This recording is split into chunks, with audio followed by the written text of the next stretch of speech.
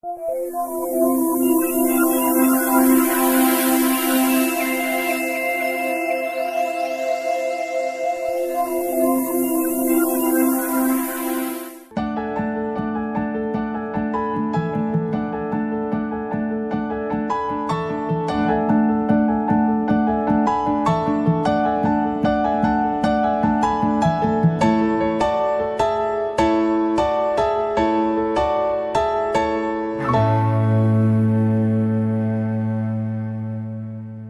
was asked to do a presentation on heirloom seeds, and we've been working with open pollinated heirloom seeds on our farm, basically doing breeding work long before I got there.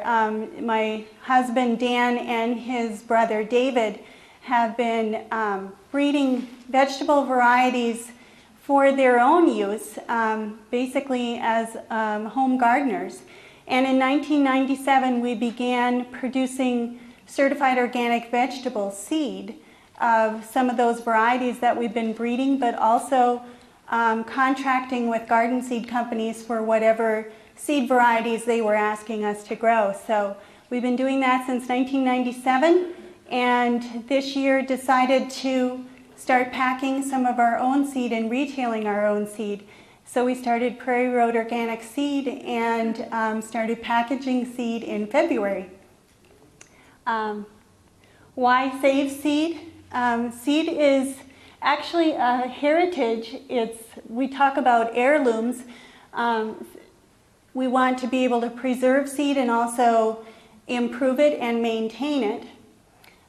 We also want to adapt seed to our growing conditions and to disease pressures, and increasingly with our volatile climates to make sure that they can perform. So we need to do ongoing selection work so they can keep up with the changes within their environment. Also, it's a cost-saving enterprise. For those of you who garden, you know how costly purchasing new seed every year can be. And with open pollinated varieties versus hybrid or F1 varieties, you can save seed and it will actually produce true to type, provided that you don't have other varieties growing next to it that it'll cross with.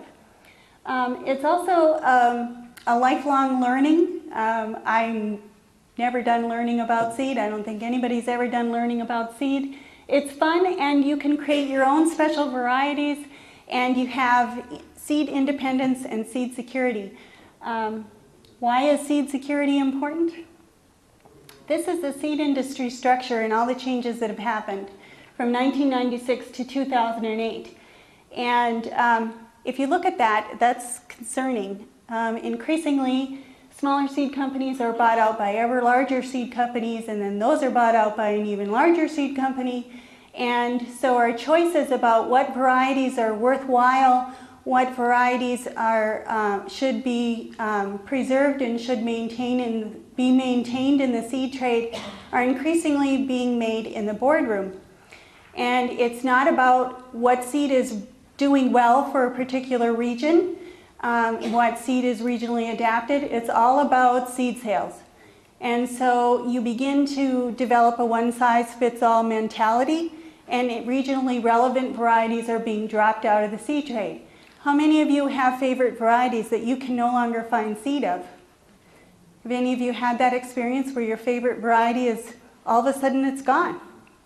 Copra onion is an example. So this is something to be aware of. This was last done in 2008 in Farm and Ranch Guide. This last issue, they had an article about ongoing consolidation. They focus mostly on fertilizer and input companies, but those same companies are the ones that have bought out our seed. So we're going to see another round of consolidation. So heirloom varieties. This is Dakota Black Pop. We crossed two varieties. This is not an heirloom, but I wanted to show you what can be done with open pollinated varieties and to improve heirloom varieties. On the left-hand side of the screen, you see what Dakota Black Pop looked like just 5 years ago. And you can see that there's a lot of razor-sharp kernels, very pointed, we've been selecting for round kernels because round kernels, the popcorn can heat up to a higher temperature before it pops.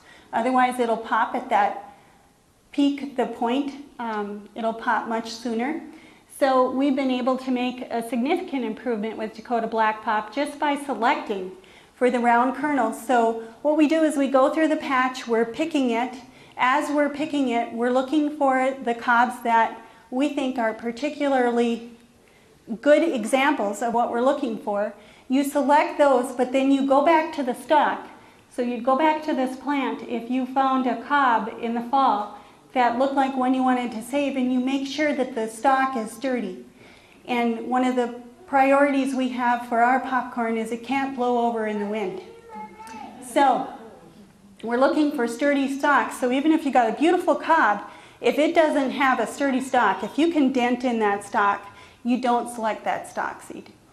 It's not stalk seed. So then our stalk seed goes into a green pail and the production seed goes into a white pail.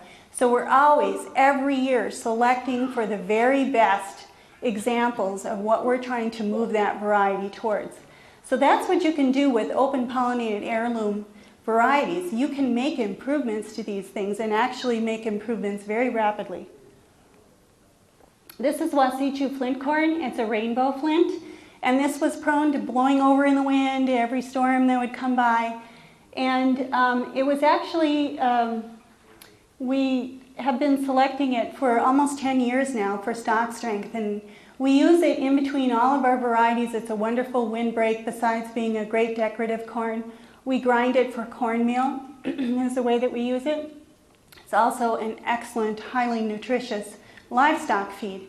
And so we've had a number of livestock producers interested in using it to grow it as a standing corn, stand well into the winter so that their animals can just go out there and graze the standing corn.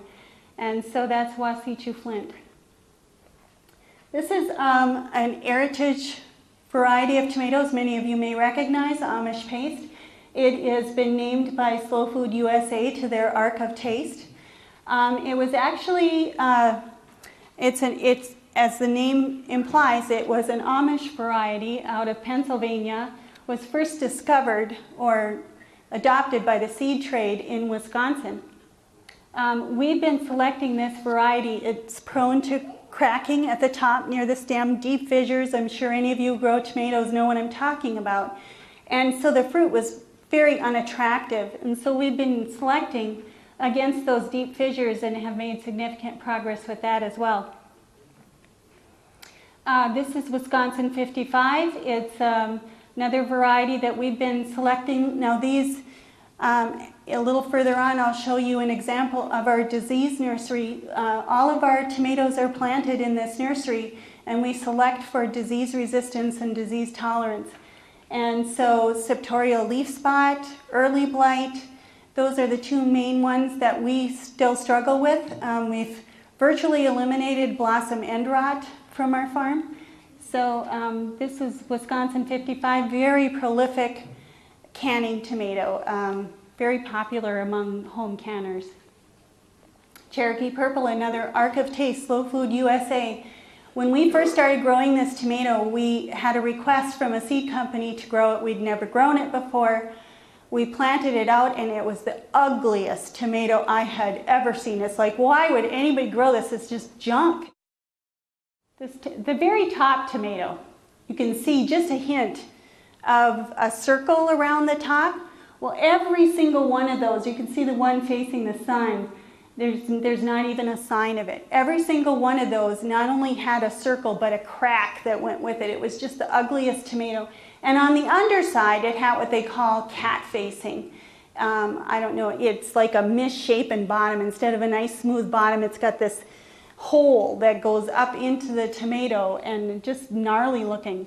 And we've been able just in 3 years to make that kind of improvement with Cherokee Purple, only saving seed from the very best tomatoes. And those are the ones that you plant back the next year for your production, and you keep doing that.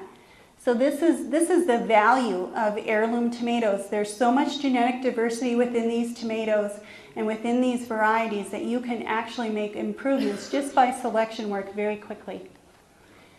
This is Crimson Sprinter tomato. This was rescued by my brother-in-law David in 1990.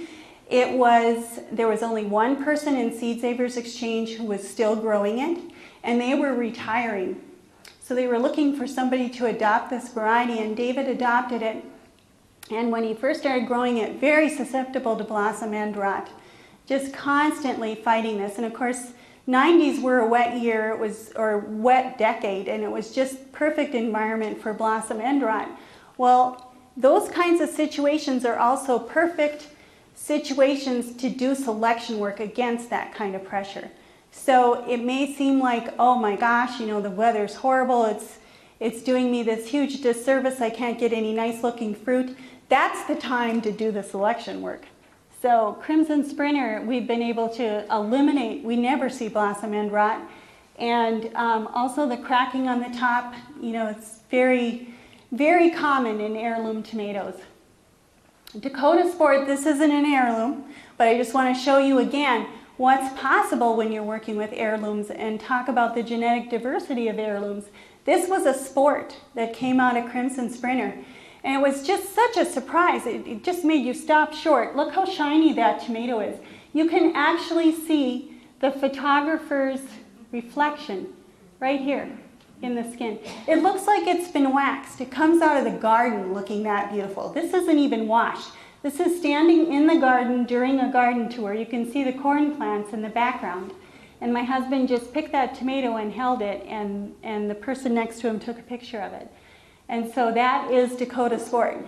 And again, so much diversity within these that you can actually select whole new varieties from, something that it'll throw an anomaly, and all of a sudden you'll see something totally different.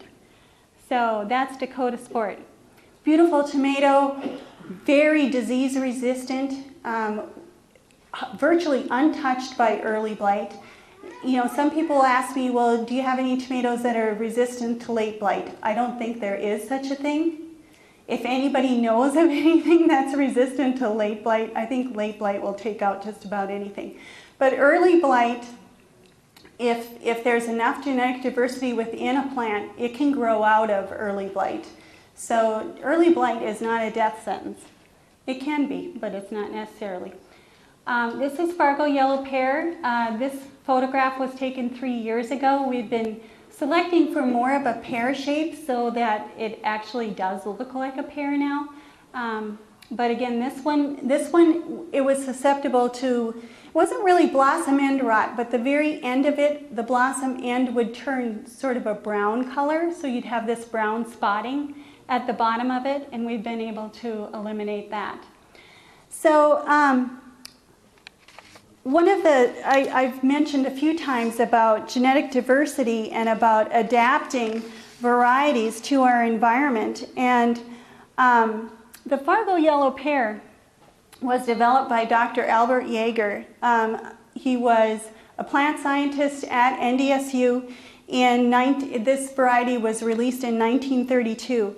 And his focus was on developing fruits and vegetables for short growing seasons, such as ours, that could survive early frost and periodic drought. So drought tolerance was a priority for him and had the best nutritional value possible.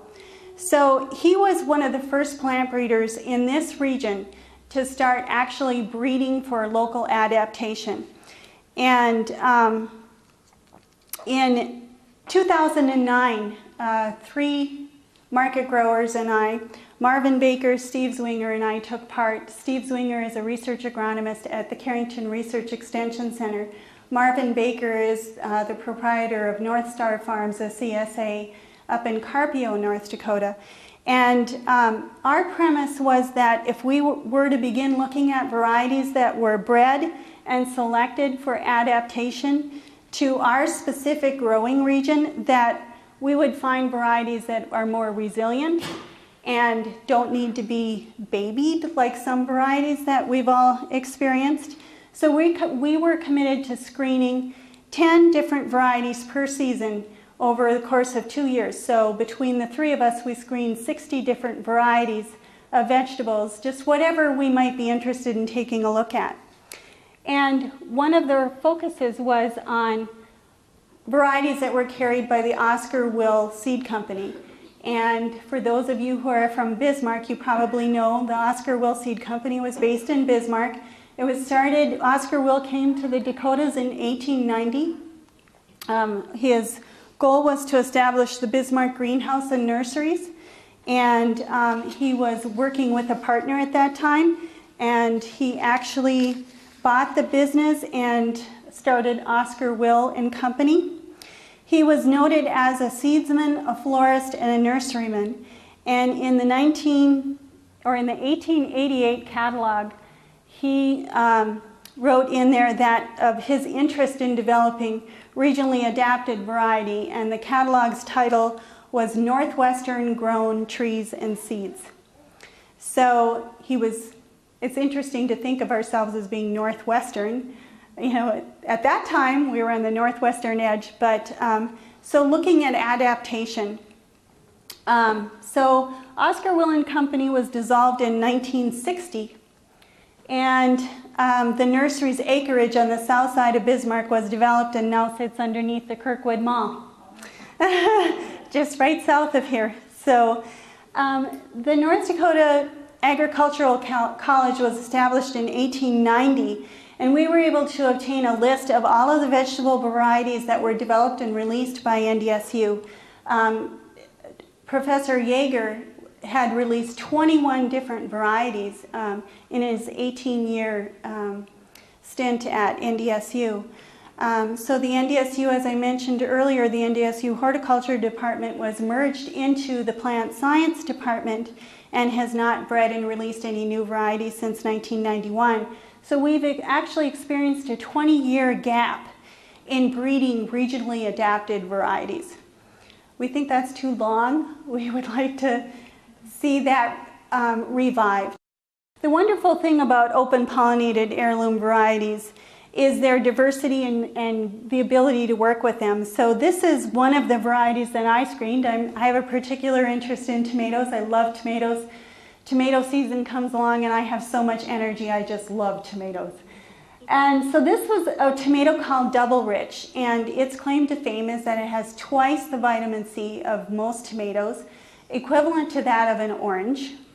And but when we planted it in what we call our disease nursery. This is our disease nursery. What that is basically we've planted tomatoes in this area of the garden. It's in our east garden on the north end, and we plant tomatoes there every single year, over and over and over again. We leave all the tomato duff in there. We're just creating a disease environment on purpose so that we can plant varieties in there and test them to see if they have resistance or not. And so this is an example of a variety that has resistance. This was planted in our disease nursery. Look how untouched that plant looks. Looks so healthy, it's just beautiful. And this one has less disease resistance. This is Double Rich, the one I just showed you. And we'll go back here. You can see, if I can get this to work, this is Septoria here, what we call leaf spot. It also was susceptible to early blight. And the interesting thing about this tomato is this was the second year I planted it. This is 2011, last year. In 2010, I planted it the first year that we were doing these trials, and it was virtually unscathed. Now, I made a horrible mistake. I didn't save seed from that plant, assuming that, oh, this variety has resistance. Well, the next year, I came upon a plant that did not have resistance. So I should have saved seed from the first year. When you see a plant that does particularly well, save seed from it. It may be, it may be that I can plant out 25 plants and find the plants that do have it, or maybe I just got really, really lucky in 2010 and didn't know it. So they surprise you. But Double Rich is one I intend to keep working on. So this is our disease nursery. This is Millets, Dakota. This was a variety that was actually bred by a gardener in Bismarck. It was introduced by Oscar Will's seed catalog in 1934 as the hardiest, most drought-resistant variety that Oscar Will had ever come across. Well, it was bred by John W. Millett. He was from Bismarck, North Dakota. Very, very productive, wonderful flavor. But look at what an ugly tomato that is. So this is the spiraling and the cracking that I was talking about that you often see in heirloom tomatoes. And it may be that that is not what, the original plant breeder was working with, because you'd say, well, why would you even put that in a catalog? But see, this is what happens to open pollinated heirloom varieties. If you aren't doing the selection work on them, they turn into that. They turn into, you look at it and you go, well, that's nothing. Why would you ever? So, and again, you can see that it doesn't exactly have a lot of disease resistance. This is early blight. We also saw a lot of leaf spot on this one. By the end of the season, it was almost completely leafless, but it did produce a few tomatoes that were actually very nice looking. So we'll select those, we'll plant those back again, and we'll continue to work with it. It might take 10 years before we get a usable Millet's Dakota tomato. It might only take 3. It just really depends. We don't know. So, it's kind of a gamble. It's a lot of fun, and you have to love it. This is Orange King. This was another one that we tried. It has just this most unique flavor. It almost has a tang to it like an orange. You can't even describe it, but again, not very good disease tolerance. Look at that plant. This one hung on longer than Millet's Dakota, but this was also bred by Professor Yeager out of NDSU. And then we started to look at some of the ones that, I'm sorry.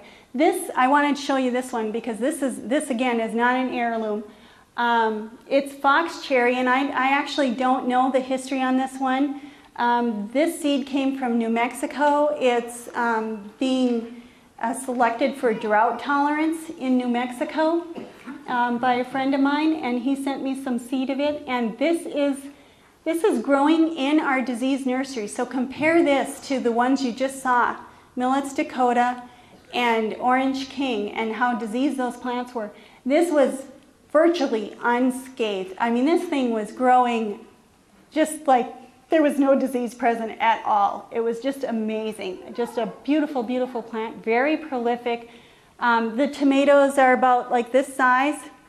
So it's called fox cherry, but it's kind of, a little bigger than most cherry tomatoes that we're used to here. But I just had to show you just how diverse the tomato world is, and that you can find wonderful examples of disease resistance in a completely open pollinated, heirloom varieties and open pollinated varieties can provide us with disease resistance. We don't have to go to all hybrids, for instance.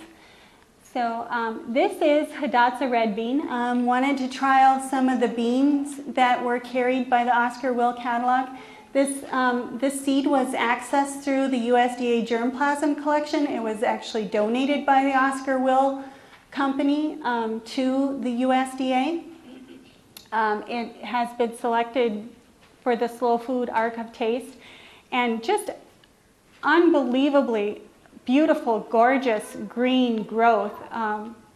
The plant was just absolutely beautiful, and the beans, they're similar to kidneys in taste, although they're about half the size of a kidney bean.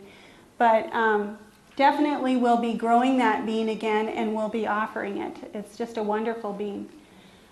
This is Erica Yellow, also on the Slow Food USA Arc of Taste. This one had a little, you can see it's not quite as green. I apologize, this is taken a lot in a lot more sunlight than the other one. But this one didn't have near as vigorous a growth, but the bean is absolutely fantastic. We just loved it. So we'll be growing that one again as well. And you can see all these pictures are sort of out of focus, and I apologize, I'm not the world's best photographer. This is homesteader peas. This one was a real surprise for me. It was introduced in 1908 into the US, and what I really liked about this pea, besides being very productive, nice size pods, very even, what I really liked about it is you could pick it and shell it and put it in the fridge. And you know how when you take peas out of the fridge and use them a couple days old, they start to taste like silage? These did not. These tasted like you had just picked them. They held in the fridge. They held their flavor. So I was so excited about that, you know, as somebody who didn't want to go out and pick my peas, you know, every single day, but wanted to pick bigger batches. I was really impressed with this pea. Another cooperator, Prairie Seeds, Steve Zwinger, he has his own farm besides being a research agronomist at the Carrington Research Extension Center. And so he was great to do variety trials with because he was my mentor. I'd never done variety trials before. So one of the tomatoes he looked at was farthest north. He concentrated on the tomatoes that had been released by NDSU. Farthest north, let me tell you when it was released. That one was released in 1934. And what was so great about this one is look what a heavy set it has.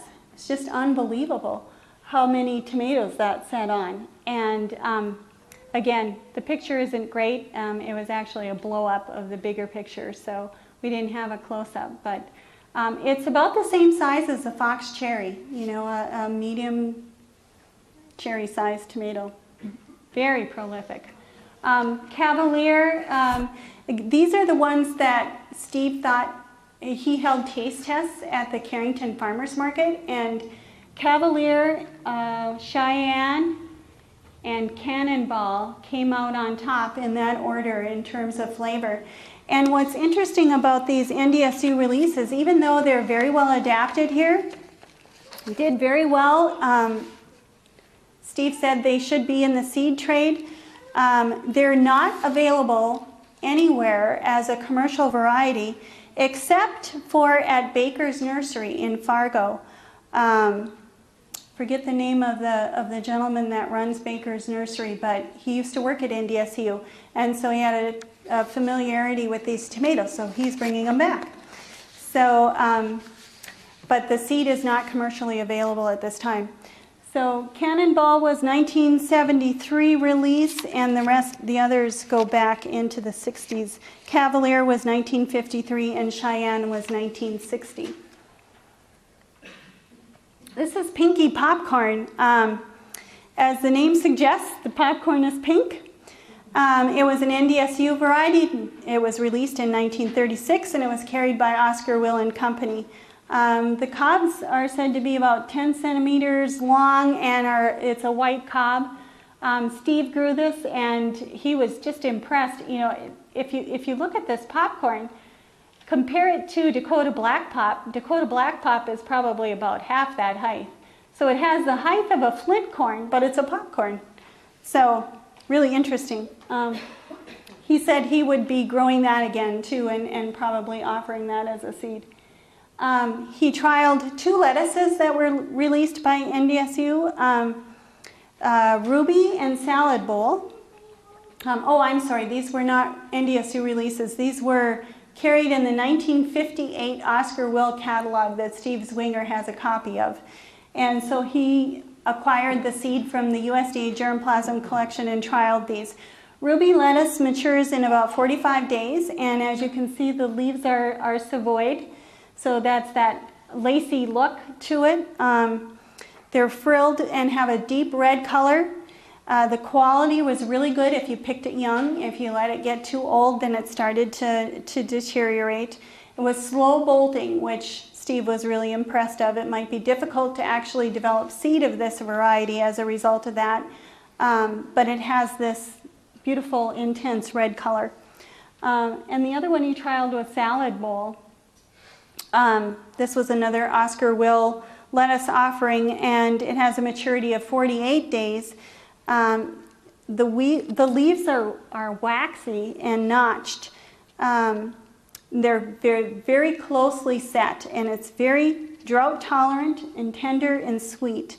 It held up really well in heat and didn't get that sort of bitter flavor that when you have intense heat. So another variety that Steve trialed was Matador broccoli. And I love this picture because it looks, you know how you often see puppies and kitties next to each other? He took this picture. The broccoli's kind of hugging the lettuce.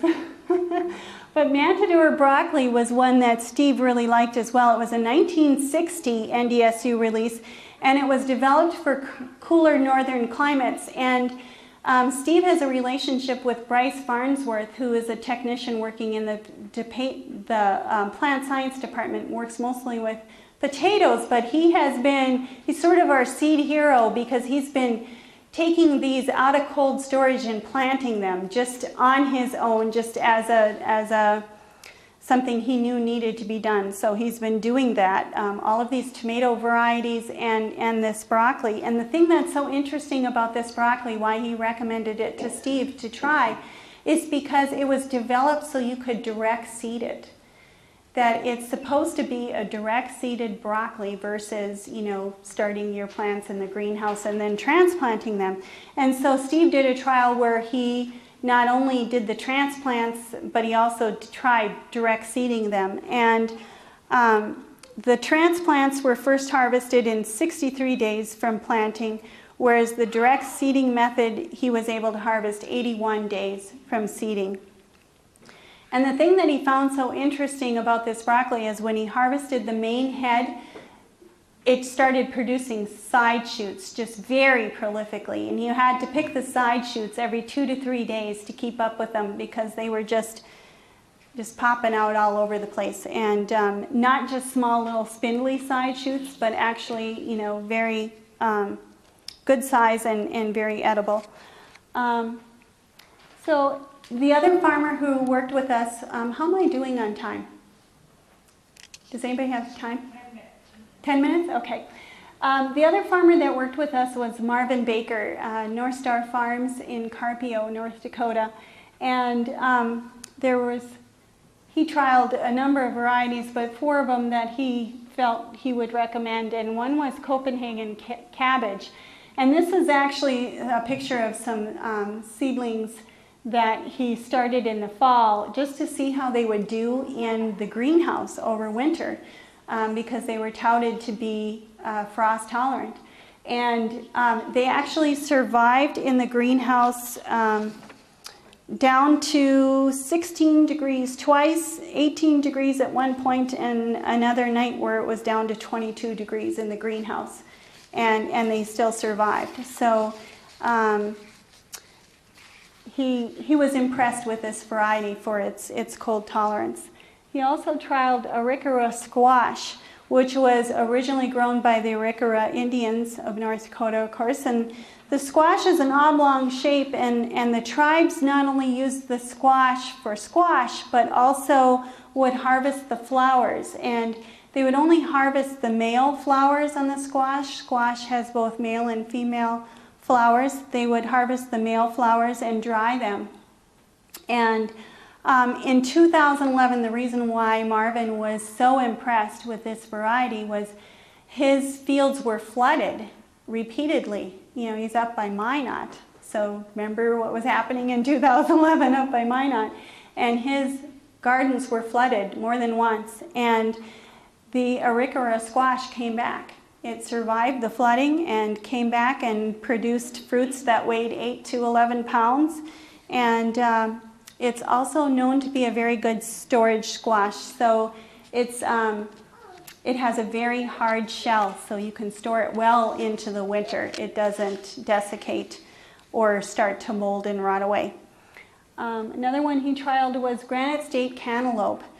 And this is an early high-quality cantaloupe, and it was especially bred for northern climates. It was a cross between a University of New Hampshire variety with a Mennonite cantaloupe variety from up in Manitoba. And let me read to you what the University of New Hampshire says about Granite State melon. Under New Hampshire conditions, muskmelon often fail to ripen before frost, and frequently those that ripen produce fruits of poor quality. The Granite State muskmelon was developed to provide a melon of good quality. It came from a cross between Michigan Experiment Station selection of honey rock crossed with a selection from a muskmelon grown by a Mennonite farmer in southern Manitoba, Canada. The object of the experiment was to combine the quality of honey rock with the earliness of the Mennonite variety. Selection and self-pollination for a period of 6 years finally resulted in the Granite State muskmelon, which was introduced in 1946. And the other thing of note about this variety is that it has powdery mildew resistance. So those of you who deal with that in your melons, this may be one of interest. Marvin does intend to continue growing this one. This is the Niagara cucumber, which is another one of Marvin's shining stars from 2011. He said it's resistant to cucumber mosaic virus and the spotted cucumber beetle. It's very tasty, but it is seedy. It's a great producer. The one drawback with it is that about 10% of the fruits do like a 90-degree curve. So about 10% of the fruits curve instead of being a long straight one. Again, most of these varieties are no longer commercially available, and so our interest in trialing them was to look for varieties that should be commercially available, that have a particular adaptation to our region and have particular quality traits that we may want to reintroduce into our vegetable production systems. So I just want to make one last comment. This is a quote from Gary Nabum, who said, "Seed security is equal to food security," and said, "It is the social, economic, and political access to seed diversity at critical moments that can make or break a community's means of achieving food security." This is in Gary Nabum's book, Where Our Food Comes From.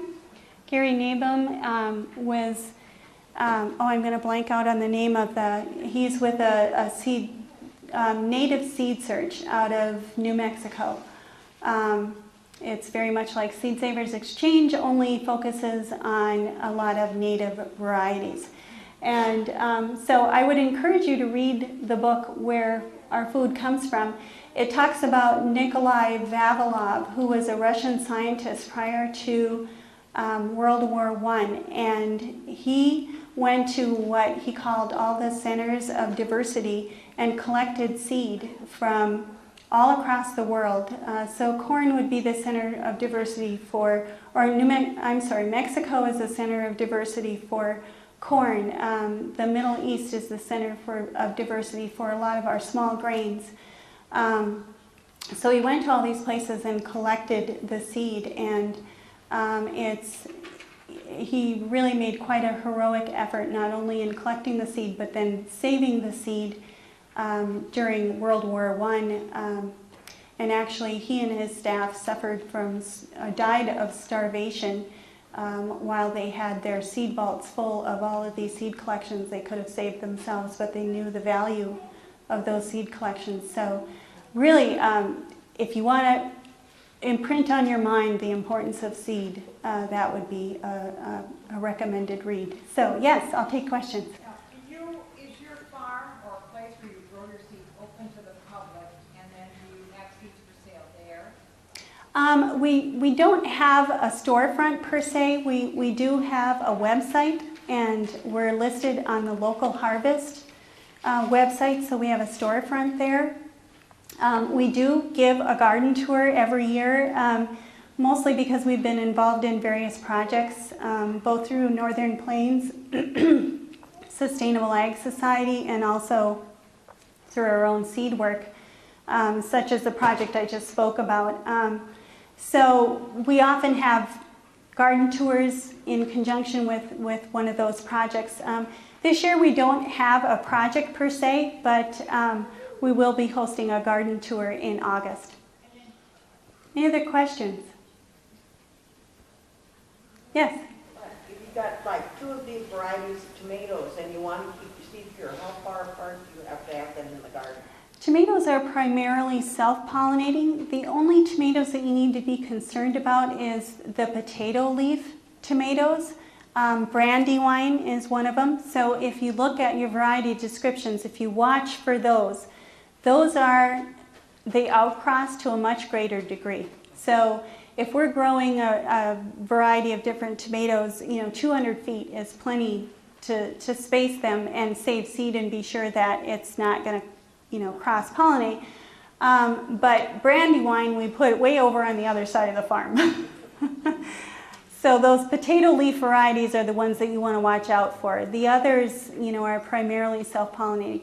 One thing you want to note is that the first flower set on tomatoes, the anthers hang out further than, say, the second bracket of flowers and there on out. And so if you're going to have crossing, it'll be on that first flower set. So the first tomatoes that you get, you may be trying to select for earliness, but unless you've got really good isolation, you probably don't want to pick that first set of tomatoes to save seed from. You want to wait till the second set because they'll be that much less likely to have crossed.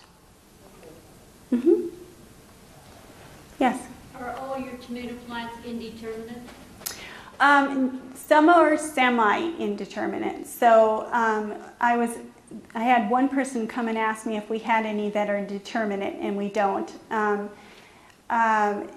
So we have 2 varieties that are semi-indeterminate. One would be the Fargo yellow pear. It'll only grow so big, and it'll stop flowering late in the season. So, but a very prolific producer up to that point. So thank you so much.